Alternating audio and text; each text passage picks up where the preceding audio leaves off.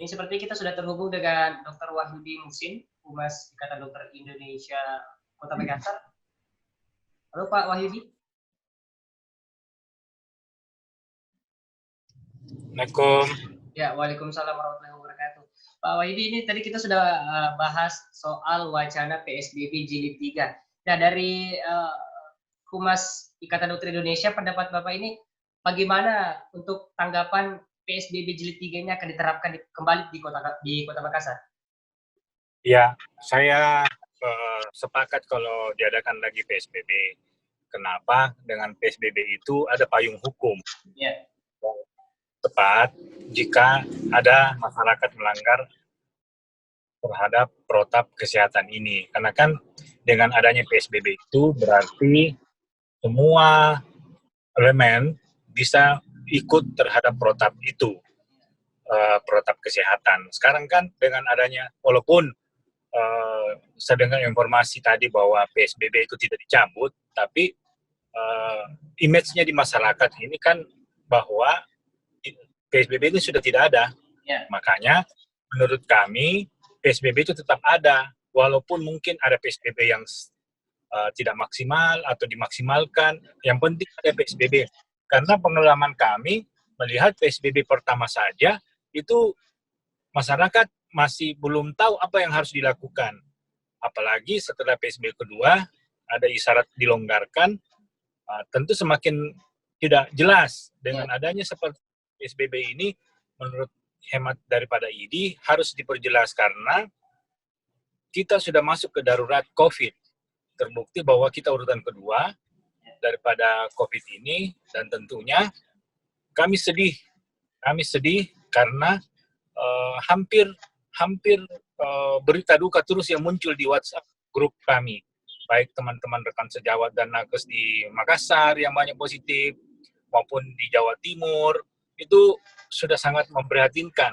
Makanya kami memohon kepada semua elemen termasuk Kota Makassar, kita saatnya saling bahu-membahu, saling support, karena persoalan ini sudah jelas di depan mata bahwa kita mengalami yang namanya era darurat.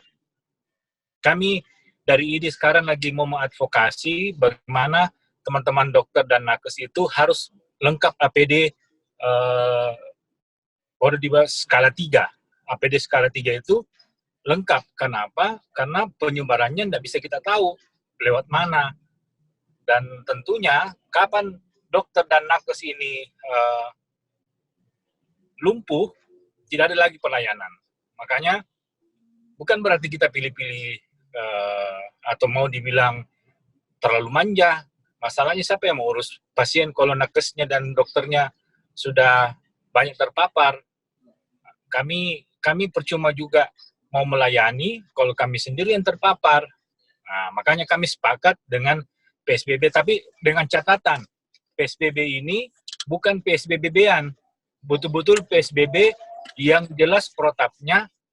Kalau di mall, kalau orang masuk mall harus pakai masker, yang tidak pakai masker didenda. Orang yang keluar di jalan, umpamanya bukan hanya sweeping KTP atau sweeping SIM, tapi sweeping orang yang tidak pakai masker harus didenda. Nah, dengan PSBB inilah hukum tertulis bisa ditegakkan. Baik, Dr. Wahyudi, ini kan kalau kita lihat PSBB kemarin ini masih banyak masyarakat yang memang belum terjalin chemistry-nya, terutama terhadap petugas medis untuk pelaku kesehatan. Nah, jika nanti wacana PSBB jilid ketiga ini, ya kalau kita lihat nantinya akan kembali diterapkan, kira-kira pastinya ada penolakan-penolakan lagi yang hadir dari suara masyarakat. Kalau seperti itu, seperti apa tanggapan? Ya, pasti itu ada masyarakat yang nyinyir, ada masyarakat yang patuh. Kemarin itu orang bilang terserah, itu kami yakin itu dari masyarakat yang patuh, yang memenuhi aturan pemerintah, bilang 3 bulan, untuk tidak kemana-mana. Itu yang menjadi pembelajaran buat kita semuanya.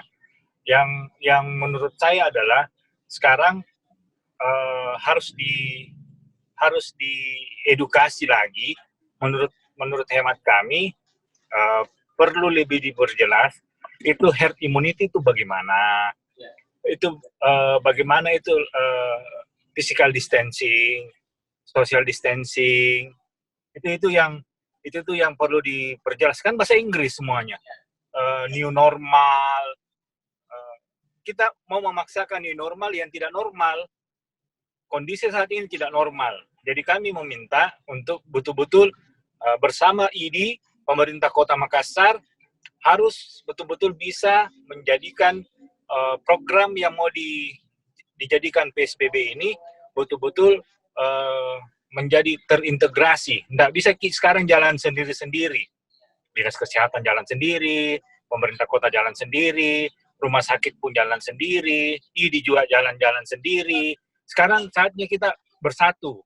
Walaupun ada oknum-oknum dokter, tapi lembaganya yang harus digait, karena lembaga inilah yang tanpa tendensi apapun. Mungkin saja ada dokter, tapi mungkin karena PNS tidak bisa berbuat apa-apa. Tapi kalau lembaga ID merangkum seluruh dokter-dokter, baik profesor, doktor, baik itu PNS maupun non-PNS. Nah, makanya saat ini sudahlah, don't look back. Nggak perlu kita menganggap ke belakang.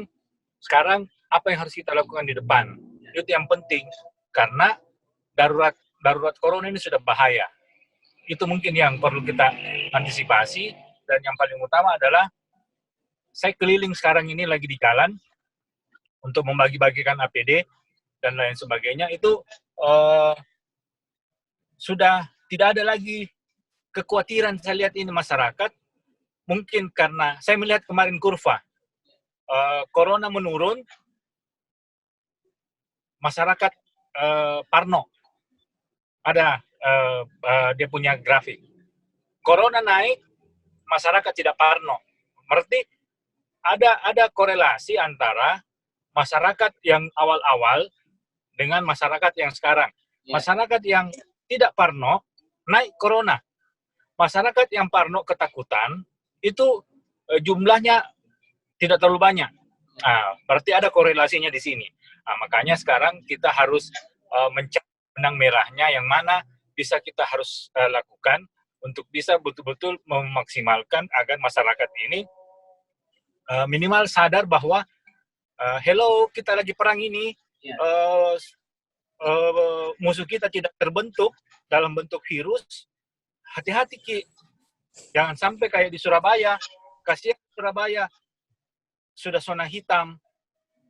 Kita ini posisi kedua. Berarti dalam hal jumlah penduduk dengan jumlah yang terpapar itu lebih sedikit kita punya penduduk daripada di Jawa Timur. Tapi yang kena lumayan, jadi kita ya perlu diantisipasi lah untuk itu. Kami meminta kepada pemerintah kota dan semua masyarakat yang menonton nanti ini Celebes TV bahwa kita sekarang masuk, biarlah kita menganggap diri kita ini dalam posisi waspada daripada kita menganggap biasa-biasa saja, tapi ternyata posisi kita sudah mengkhawatirkan. Lebih bagus kita waspada tinggi daripada kita menganggap ini biasa-biasa saja. Seperti pakai masker, cuci tangan, ya standar-standar lah. Mau masuk sekolah ini, penerimaan siswa baru bagaimana anunya, proses penerimaannya, bagaimana harus regulasinya. Dan kami yakin bahwa dengan ada alat yang makin canggih, itu semakin bisa di-tracing orang-orang yang positif dengan yang negatif. Tinggi peningkatan positifnya karena alat kita canggih. Sekarang apa yang harus kita lakukan dengan setelah kita tracing bahwa ternyata banyak? Apa yang harus kita lakukan? Mungkin itu. Baik, saya ke Pak Ramli. Ini kalau kita lihat nantinya jika memang kurva COVID ini semakin lama semakin meningkat, tentunya wacana PSBB 3 ini semakin dekat. Nah, otomatis untuk physical distancing, social distancing yang lainnya pasti akan mempengaruhi sosial budaya masyarakat. Nah, kalau seperti ini Pak Ramli, kira-kira solusi-solusi apa yang bisa Bapak berikan? Silakan. Ya, itu tadi yang saya katakan ya. Jadi bahwa apa namanya, kepatuhan atau ketidakpatuhan masyarakat itu kan di apa namanya, dibentuk juga oleh sejumlah hal. Nah, apa yang menjadi penyebab kepatuhan atau ketidakpatuhan itu harus diintervensi juga, gitu. Ya, misalnya tadi saya sudah kasih contoh bagaimana mungkin misalnya kita meminta masyarakat itu tinggal di rumah bisa memenuhi kebutuhan pokoknya, gitu. Nah, itu yang harus diselesaikan, ya. Nah, sama juga misalnya bagaimana sekarang ini merebak sejumlah stigma terhadap penderita COVID, misalnya mereka yang terpapar COVID. Nah, ini juga harus diselesaikan supaya masyarakat mau berpartisipasi di dalam bagian yang menyangkut bagaimana kita bersama-sama membangun upaya untuk melawan penyebaran wabah ini, misalnya begitu. Hanya ya muncul stigma di masyarakat tentang penderita COVID. Nah, ini kan harus diselesaikan, berarti harus ada edukasi yang masif dan apa namanya sampai ke level bawah terkait dengan masalah ini. Kita tidak bisa hanya berwacana saja, tapi harus ada langkah yang jelas bahwa itu memang, dan kita harus memastikan bahwa itu memang sudah jalan, gitu ya.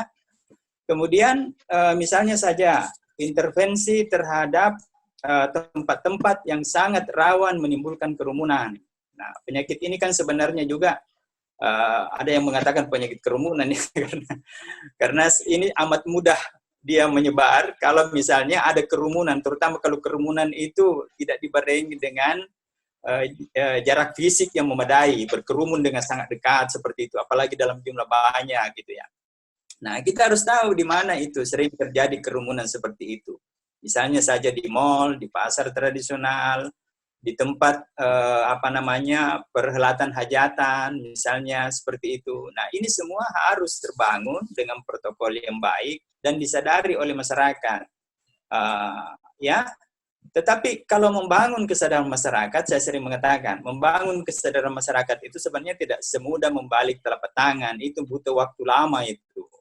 Makanya yang harus segera diintervensi, kita harus melihat apa yang bisa segera kita lakukan terkait dengan intervensi terhadap perilaku masyarakat itu, ya.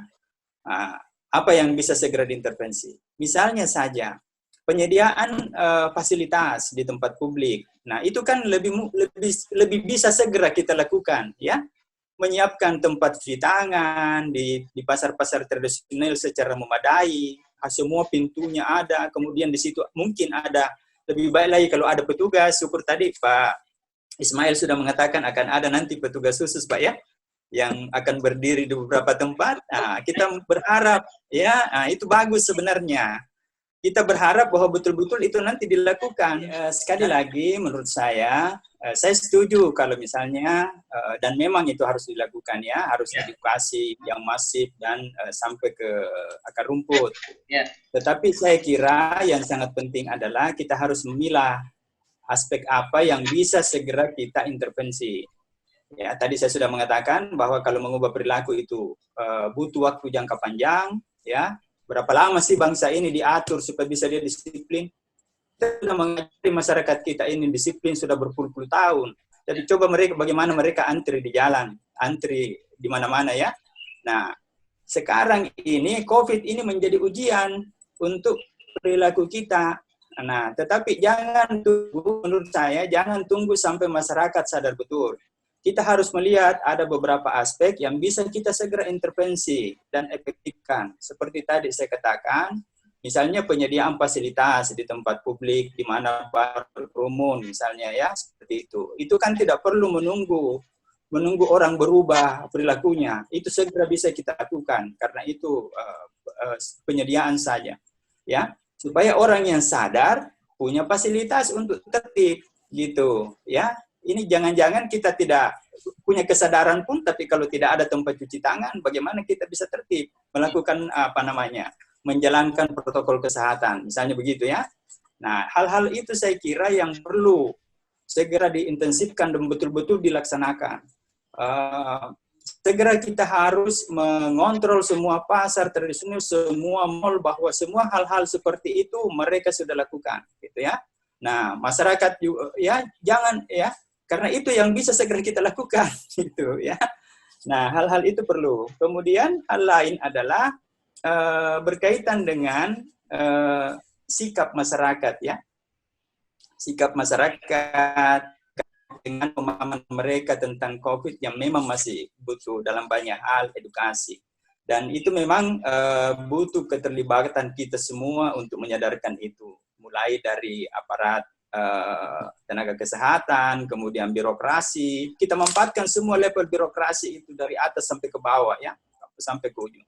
Nah, KIE itu kan ada di, kalau tidak salah di puskesmas pun itu ada KIE, dan mulai sekarang sudah harus lebih banyak diberi mereka kesempatan untuk menjalankan program-program KIE terkait dengan pandemi COVID ini ya. Kemudian level RT RW di masyarakat sudah harus kita mulai intensifkan. Harus ada program-program bagaimana memberdayakan masyarakat pada tingkat komunitas RT RW supaya mereka bisa berdaya menghadapi situasi seperti ini. Sekali lagi, kita akan menghadapi situasi ini untuk jangka panjang. Jangan berpikir bahwa kita akan selesai semua ini begitu selesai PSBB ya. Tetapi kita akan menghadapi situasi transisi nantinya, insya Allah kalau kita sudah mulai bisa menurunkan kurva, itu mungkin jauh lebih lama lagi. Dan kita selalu akan ada peluang ancaman untuk kembalinya kurva kurva itu naik lagi seperti itu, seperti yang sekarang terjadi di beberapa negara. Nah, oleh karenanya penyadaran masyarakat, kesiapan infrastruktur, fasilitas dan sebagainya, ya, organisasi yang baik, manajemen sumber daya yang oke, itu harus disiapkan untuk persiapan jangka panjang, ya. Nah, itu. Jadi sambil kita belajarlah sekarang, ya, kita sambil belajar menguatkan semua itu supaya kita bisa hidup dan melaksanakan protokol ini untuk jangka panjang. Saya yakin ini berlangsung sementara ini ya, karena begitu kita lalai lagi, kurva akan naik lagi. Seperti itu. Dan oleh karenanya, membangun kesadaran, program-program di bawah itu sudah mulai harus kita lakukan ya. Penyadaran itu harus sudah mulai dilakukan. Pelibatan RT RW secara nyata sudah harus ada programnya itu menurut saya mulai sekarang itu. Kita melihat belum terlalu mungkin belum terlalu intensif saja, mungkin sudah ada, tapi kita belum melihat secara intensif dilakukan. Mudah-mudahan ke depan akan lebih banyak lagi waktu kita untuk memperhatikan upaya untuk bagaimana membuat masyarakat itu, komunitasnya itu lebih berdaya menghadapi pandemi seperti ini. Ya, saya kira itu dulu ya jawaban saya. Baik pemirsa, jangan kemana-mana dulu. Usai kita kami akan melanjutkan perbincangan kita. Tetaplah bersama kami.